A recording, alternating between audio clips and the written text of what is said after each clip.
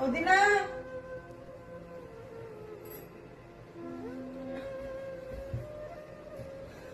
ఏం చేస్తుంది?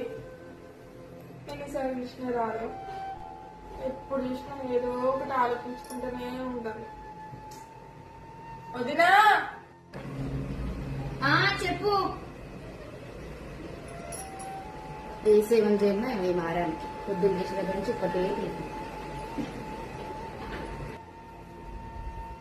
చెప్పురా.